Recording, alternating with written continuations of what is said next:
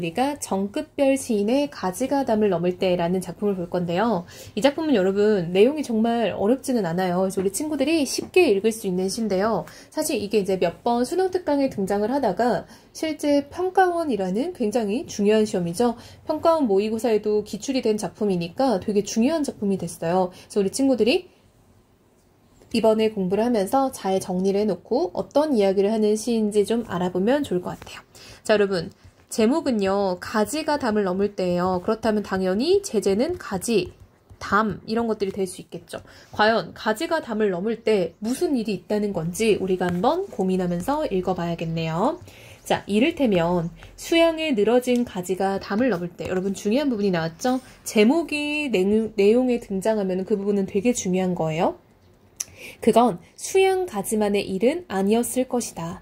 얼굴 한번 못 마주친 애먼 뿌리와 그리고 잠시 살붙였다가 적막히 손을 떠는 꽃과 잎이 혼연일체 믿어주지 않았다면 가지 혼자서는 한없이 떨기만 했을 것이다. 자, 여러분 무슨 말인가 봤더니 가지가 담을 넘을 때 그건 가지만의 일이 아니래요. 왜 그러나 봤더니 그 가지를 이루고 있었던 예전의 구성물들 혹은 현재의 구성물, 즉 뿌리, 꽃, 잎 이런 가지와 함께하는 어떤 식물의 요소라고 할 수 있겠죠.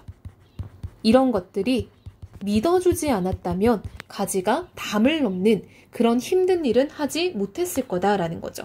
즉 가지 혼자서는 한없이 떨기만 했을 것이다 라고 해서 여러분 이거는 비슷한 문장 구조가 반복되고 있는데요. 이러한 우리가 문장 구조, 이러한 어떤 문장은 추측형이라고 할 수 있죠. 그래서 이건 지금 추측형의 진술로 화자 자신의 생각을 전달하고 있어요. 자, 화자는요, 이 가지가 담을 넘는, 여러분, 이거는요, 굉장히 가지 입장에서 어떤 도전이자 힘든 일, 무언가 해내는 어떤 성과잖아요. 이런 거는 혼자만의 일은 아니었을 거다라는 거죠.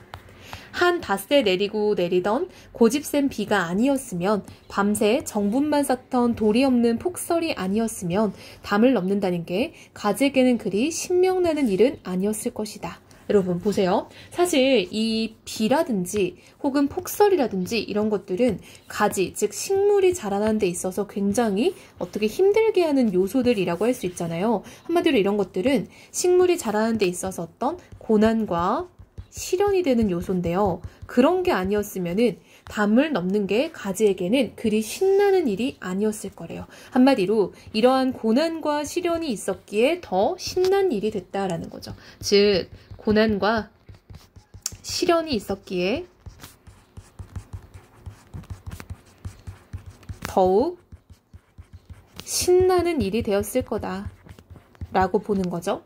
무엇보다 가지의 마음을 머무세우고 담 밖을 가둬두는 저 금단의 담이 아니었으면, 여러분 이 담이 가지를 막고 있었던 어떤 장애물인 거잖아요. 즉 결정적으로 이러한 가장 큰 장애물, 시련과 고난의 소재인 담이 아니었으면 담의 몸을 가로지우고 담의 정수를 타넘어 담을 열 수 있다는 걸 수양에 늘어진 가지는 꿈도 꾸지 못했을 것이다 라고 해서 비슷한 문장 구조 계속 반복되고 있는데요. 여러분 여기서는요 굉장히 특이한 발상이 나오고 있죠. 자, 어떤 특이한 발상이에요? 그렇지, 역설적인 발상이 지금 이어지고 있어요.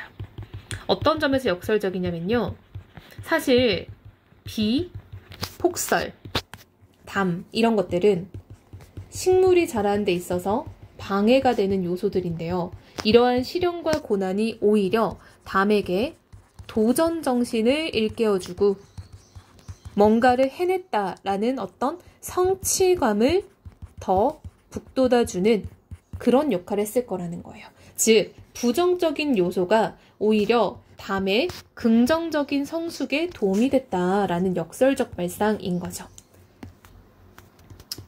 자, 이어서 볼게요. 그러니까 목련 가지라든가 감나무 가지라든가 줄장미 줄기라든가 담쟁이 줄기라든가, 자 여러분 여기는요 지금 쌤이 좀 크게 표시했는데요. 우리 친구들이 이렇게 크게 표시해도 좋을 것 같아요. 즉 처음엔 우리가 수양에 늘어진 가지만 봤는데요. 그쵸? 수양만 봤는데 뒤로 가니까 더 많은 식물로 지금 확대하고 있죠. 그래서 이런 거는 우리가 확대, 확장이라고 볼 수 있겠죠. 인식의 확대, 인식의 확장인 거예요.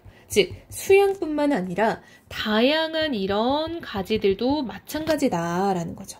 가지가 담을 넘을 때 가지에게 담은 무명의 획을 긋는 도반이자 도박이었을 거다. 여러분 이것도 굉장히 역설적이에요. 자, 왜 역설적이냐면요. 일단 여러분 가지 입장에서 힘든 일을 해내는 거니까 그거는 도박인 일인 거예요. 근데 도반이란 건 여러분 이게 뭐냐면 돌을 함께 닦는 벗이에요.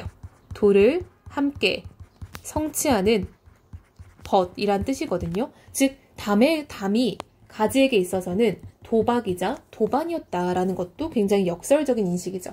한마디로 내가 무언가를 해내는 데 있어서 엄청 큰 장애물이기도 했지만 그것은 나에게 함께하는 친구이기도 했다라고 지금 얘기를 하는 거죠. 자, 여러분 이 작품은요. 가지나 담을 소재로 해서 우리에게 주어진 시련, 고난을 극복하는 자세에 대해서 이야기를 하고 있죠.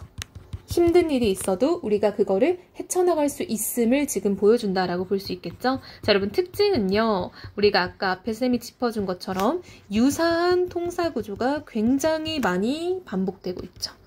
뭐뭐가 아니었으면 뭐뭐 했을 것이다. 이런 구조의 반복이 계속 나타나고요. 두 번째는 역설적 발상이 나타나죠.